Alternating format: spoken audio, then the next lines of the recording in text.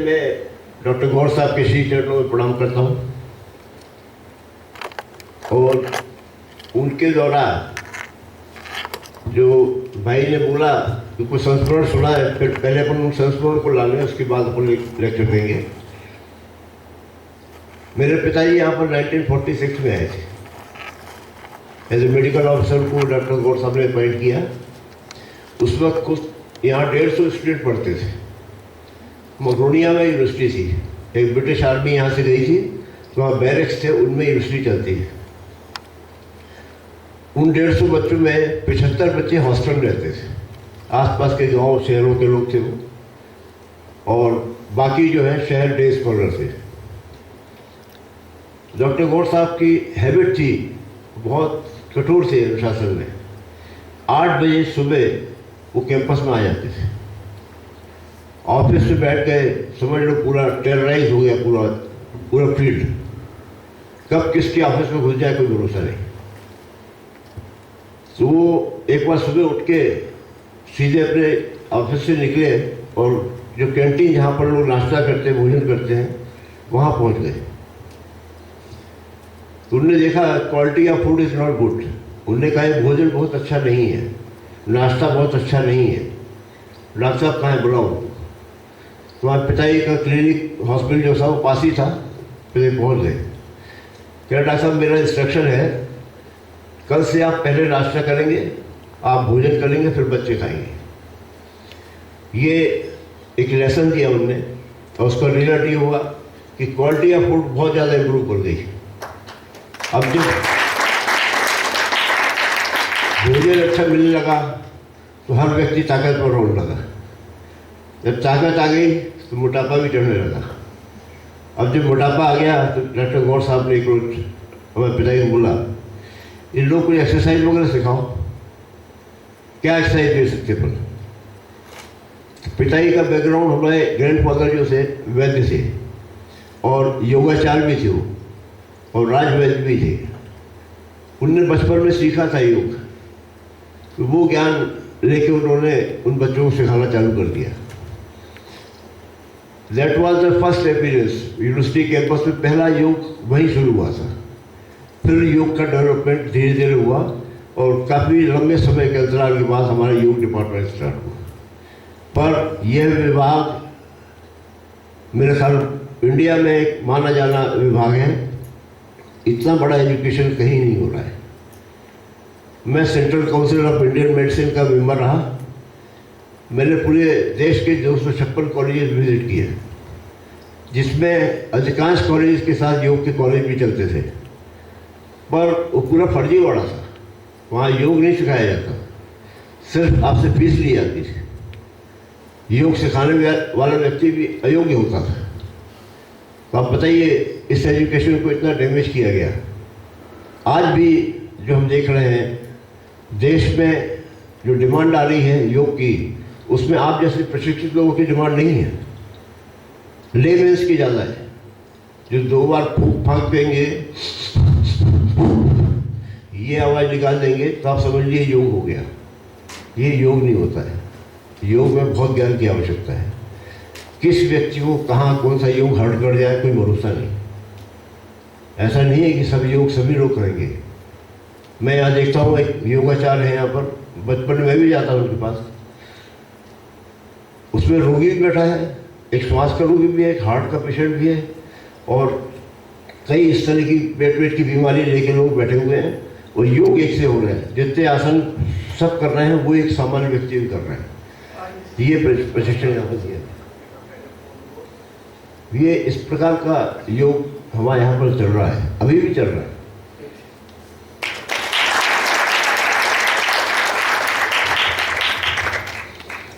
मैं चूंकि हमारे बीच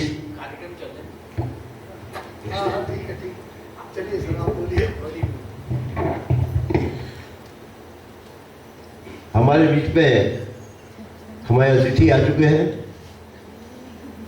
डॉक्टर गिरी साहब काफ़ी देर से, आप कौन सी ईयर में आए सर? ये कब आए थे? सर तो 85 में आए।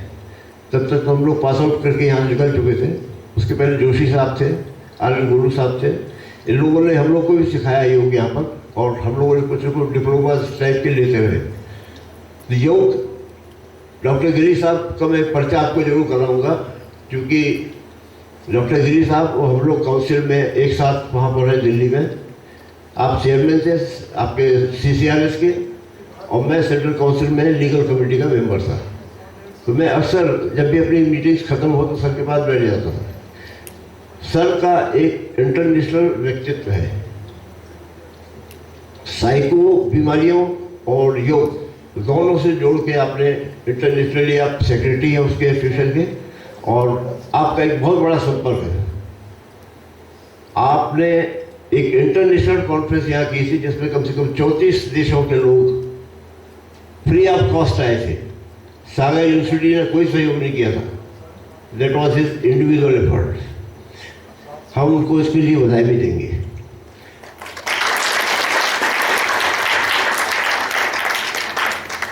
अब चूंकि मैं 15-20 साल से यहाँ पर आता हूँ, कोई ना कोई लेक्चर दे के चला जाता था। मैं बार बार सर से पूछता था अपने यहाँ गोल्ड मेडल नहीं दिया जाता है, तो कहने नहीं, कोई हमें हेल्प नहीं कर रहा है। मैंने कहा हेल्प क्यों नहीं करेगा, आपने उस तरह का प्रोडक्शन दिया नहीं है कि जो हेल्प चाहिए आपको, तो आप कहीं ना कहीं चर्चा में लाइए इस बात को। पर सर ने चर्चा कभी नहीं की।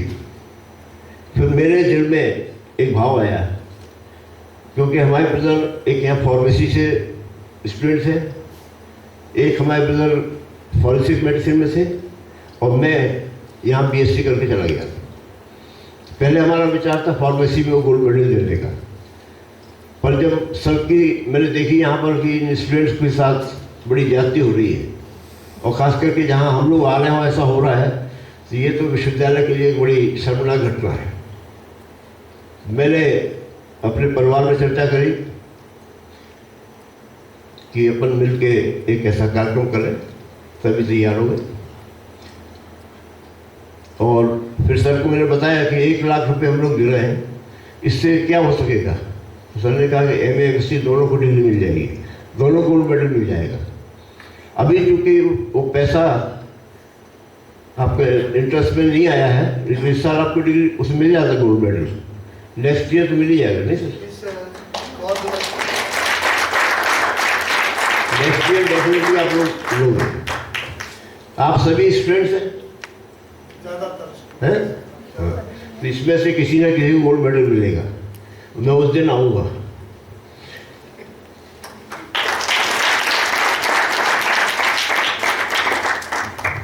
अब विषय मुझे दिया है, अब अपन विषय पे आ जाते हैं। आयुर्वेद और योग का संबंध, सबसे पहले तो इस विषय पर चर्चा करेंगे।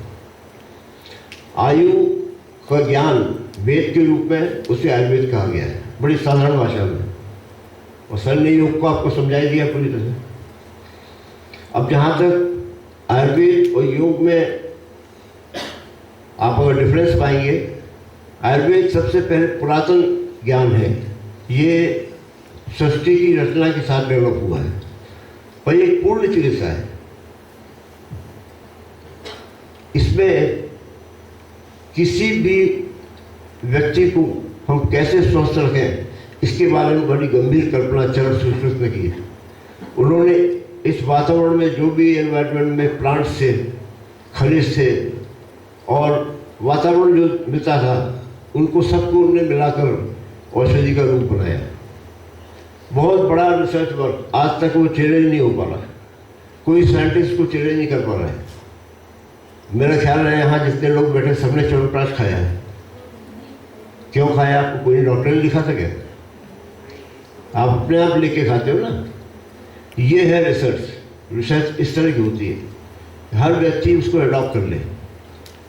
हर महिला 10 गुना रेस्ट पीती है, उसको कोई सजेस्ट नहीं करता है, चाहे वो बड़े घर की हो चाहे गरीब घर की हो। अशोका रेस्ट पीती है, उसको कोई रोकता नहीं है, उसमें किसी डॉक्टर को पता नहीं लगता है। छोटा सा बच्चा है, उसको जड़ी बूटी पिलाई जाती है। जड़ी बूटी जो होती है वो उसको निरोग रखने की एक बहुत बड़ी कल्पना है। बच्चा माँ का दूध पीता है, उसके बाद वो जड़ी बूटी उसको सुरक्षा देती है। और जब 6 माह बाद बच्चा उस लायक हो जाता है कि कुछ बाहरी चीज़ खाने लगे, तब वो दिनों दिन बदलता जाता है, उसकी प्रक्रिया बदलती है। ये ज्ञान जो है आयुर्वेद ने हमें बहुत अर्ली एज से दिया। और योग जो है चिकित्सा, ये आयुर्वेद में समाहित रही है। मैं अगर गलत नहीं सर, आयुर्वेद में योग समाहित रहा है। हमारे जो चिकित्सक हुआ करते थे वो हमेशा योगाचार हुआ करते थे, और वो योग की सभी चिकित्साएं या ज्ञान जो भी है वो अपने रोगियों को देते थे। इससे ये आपस में एक पारस्परिक बहुत अच्छा संबंध रहा है योग का आयुर्वेद का, और उसका नतीजा ये है कि स्वस्थ मनुष्य कैसे रह सके, ये चीज़ डिसाइड हुई। आयुर्वेद में दोष, धातु और मल, दोष 3 होते हैं, धातुएं 7 होती हैं, मल 3 होते हैं। ये तीनों अगर, और ये सब आपस में मिले जुले हैं, और अगर ये समान है, इक्वल क्वांटिटी में है, तो निश्चित है प्रसन्न आत्मा, इंद्रिय और मन, ये अगर लक्षण आपकी बॉडी पे हैं तो आप स्वस्थ रहेंगे। वही आज मॉडर्न एज में हमारी डेफिनेशन को वेस्टर्न लोगों ने उसको अर्न किया। उन्होंने भी वही चीज़ बोली, physically, mentally, socially, psychologically, spiritually. अब तो आध्यात्मिक चर्चा भी करने लगे हो। जो फिट है वो स्वस्थ है। ये अच्छा स्वास्थ्य रखने के लिए इन चीज़ों को आप पे कमांड रखना पड़ेगा। जैसे वात, पित्त और कफ, ये 3 दोष होते हैं। रस, रक्त, मांस, मेद, मज्जा और शुक्र, ये 7 धातुएं होती हैं। मल, मूत्र और पुलिस, ये 3 हमारे मल होते हैं शरीर के। ये स्वाभाविक हमारे शरीर में स्थापित हैं। ये हमें समय समय पर जब विकृत होते हैं तो हम रोगग्रस्त हो जाते हैं। इनका समानता बना के रखना हमारा कर्तव्य होता है।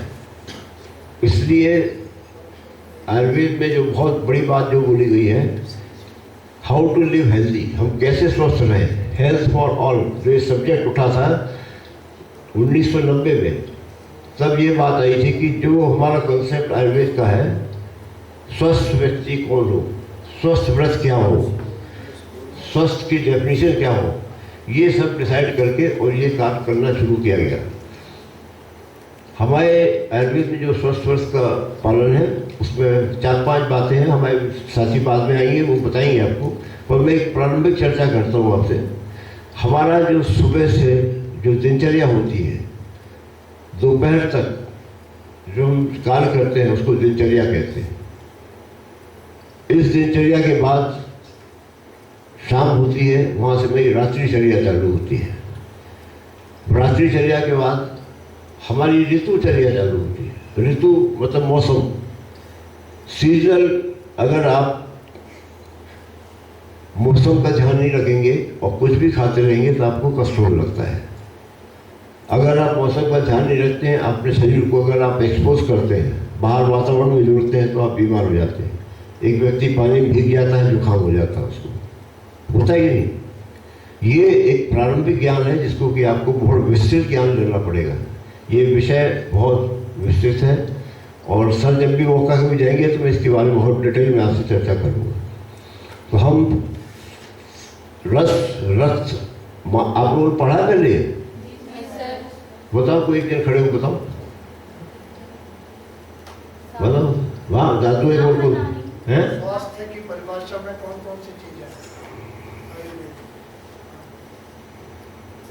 3 प्रकार के दोष और सप्त धातु और 3 प्रकार के मल, 13 प्रकार की अग्नियां। ये स्वस्थ रहने के लिए आपको समानता रखनी पड़ती है, ठीक है ना? उनके नाम बता सकती हो? बोलो। वात, पित्त, कफ, ये 3 दोष हैं, और सप्त धातु रस, रक्त, मांस, मेद, अस्थि, मज्जा, शुक्र, और 3 प्रकार के मल, मल, पुरीश और श्वेत। बहुत बढ़िया ज्ञान है शिवजी के पास। आप सभी लोग ज्ञानी होंगे, आप सभी लोग ज्ञानी होंगे, ये पक्का है। अब देखिए, इसमें दोष, धातु, मल, बस आसान शब्दों में आपको बात कर ली। वात फिर 5 प्रकार के होते हैं, पित्त भी 5 प्रकार के होते हैं, फिर कफ भी 5 प्रकार होते हैं। उनके अलग अलग कार्य होते हैं अपने शरीर में। वैसे उन धातुओं के भी कार्य अलग अलग होते हैं। मल जो है वो पुरुष जो होता है, पसीना, वो कैसे निकलता है? आप नहीं निकालते, आपका शरीर निकालता है। क्यों निकालता है? उसके ऊपर वो शरीर में जो धातुएं हैं वो सब मिलकर उसको बाहर निकालने की कोशिश करती हैं। और जब बहुत ज़्यादा निकलने लगता है तो बीमारी पैदा होने लगती है, और बहुत कम निकलता है तो भी बीमारी पैदा होती है। मतलब इनका कितना इम्पोर्टेंस अपनी बॉडी में, ये आज से हज़ारों साल पहले इस चीज़ का ज्ञान बना दिया गया। और ये अगर हम इसको गंभीरता से लें, क्योंकि मॉडर्न साइंस इन चीज़ों को नहीं मानता है। मैं एक छोटा सा उदाहरण आपको ये भी देना चाहता हूँ। मैं करीब 35 साल मैंने नौकरी करी सरकारी। हम लोग 2 प्रोग्राम करते थे, क्योंकि आप सब डॉक्टर बनने वाले हैं, इसलिए इन चीज़ों का ज्ञान रखना बहुत ज़रूरी है। आपके बहुत से ट्रेनिंग प्रोग्राम्स होते हैं, उसमें महिला चिकित्सक आके भाषण देती है। वो कभी ये नहीं बोले कि आप बिस्वार का लड्डू खाओ, जन्म बूटी खाओ। वो आपकी इस बात को एंटी एक्टिविटी में लाएगी। मतलब ग्रामीण महिला अगर लड्डू बना के खा रही है तो वो उसको रोक रही है। उसकी आशा कार्यकर्ता एजेंट को ये सिखा रहे हैं, आंगनबाड़ी वर्कर को सिखा रहे हैं। ये सब आपको ज्ञान नहीं दे रहा। मैंने बहुत से ट्रेनिंग प्रोग्राम्स किए हैं, और मैंने मंच पे से ये बात करी कि ऐसी कोई महिला हमें यहाँ पर डॉक्टर खड़ी हो जाए जिन्हें लड्डू ना खाया हो। तो देखा है कि वो सभी खाए बैठी रही।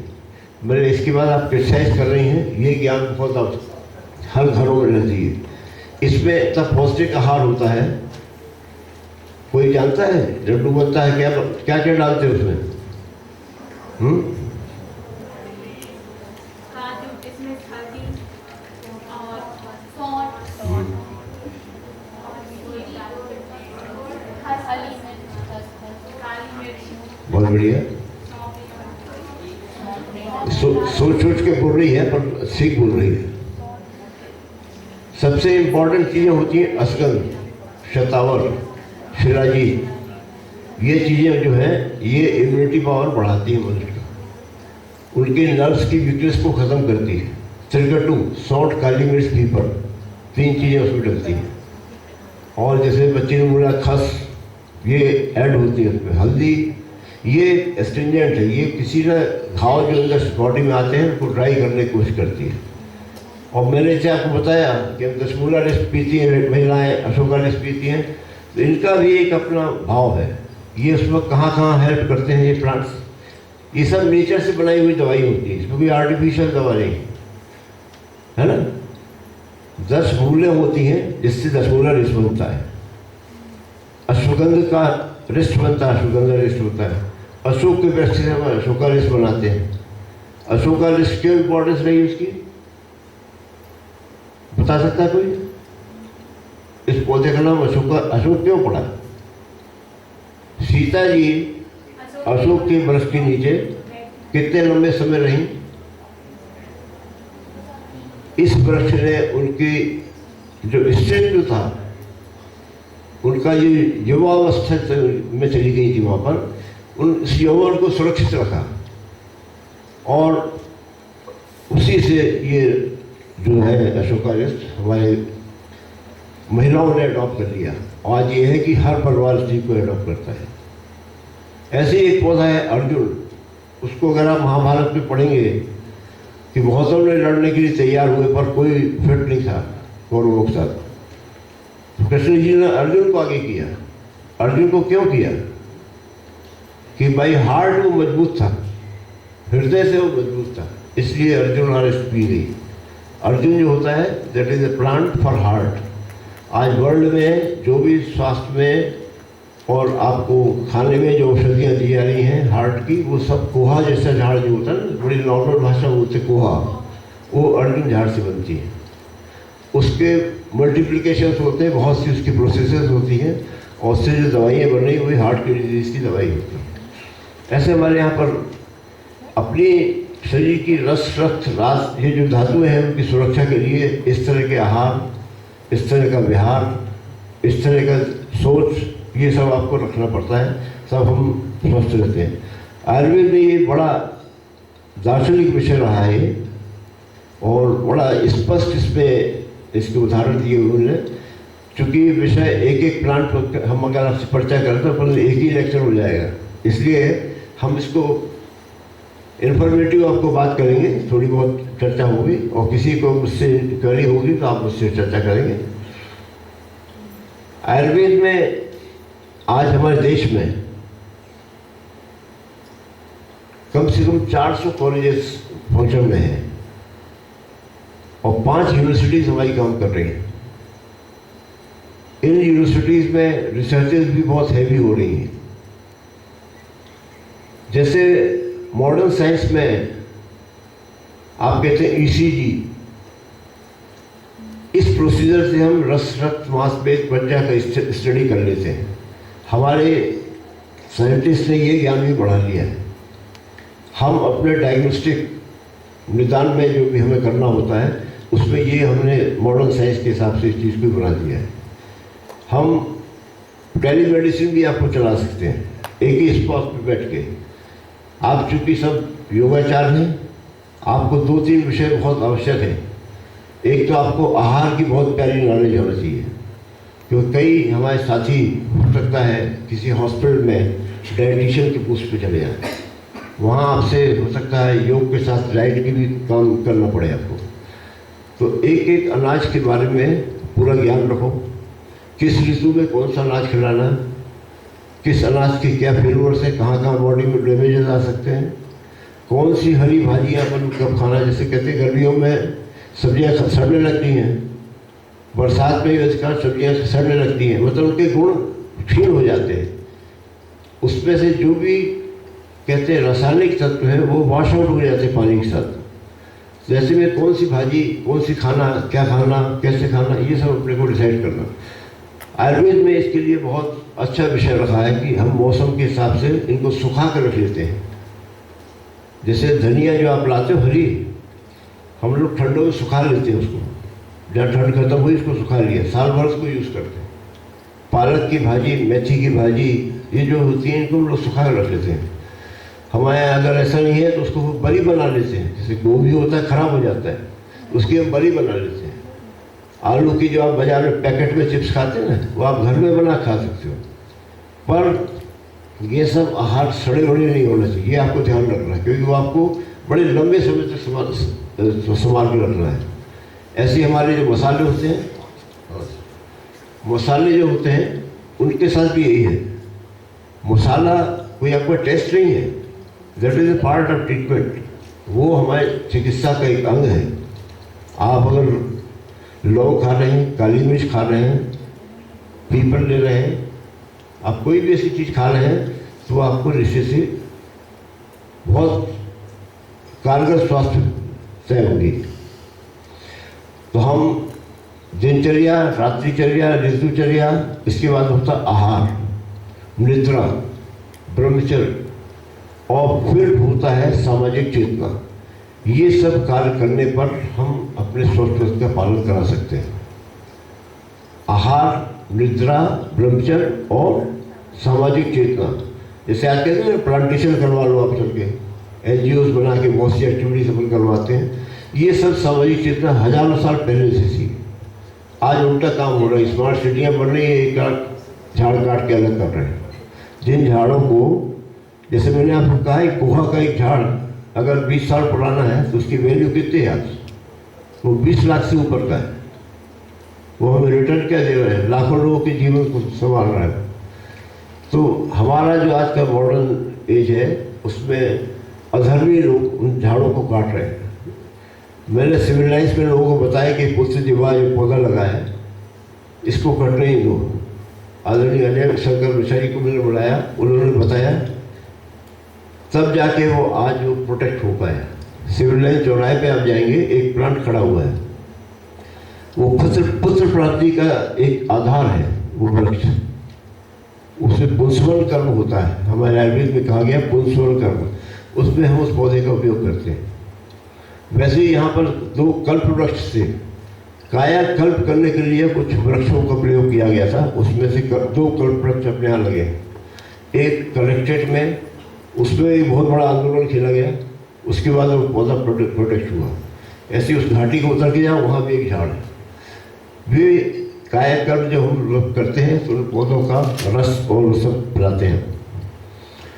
अब ये विषय बहुत लंबे हैं, सर ने मुझे बहुत संक्षेप बोलने के लिए बोला है, तो मैं ज़्यादा चर्चा नहीं करते हुए, अगर कोई क्वेरी हो तो आप कर सकते हो मुझसे, ठीक है?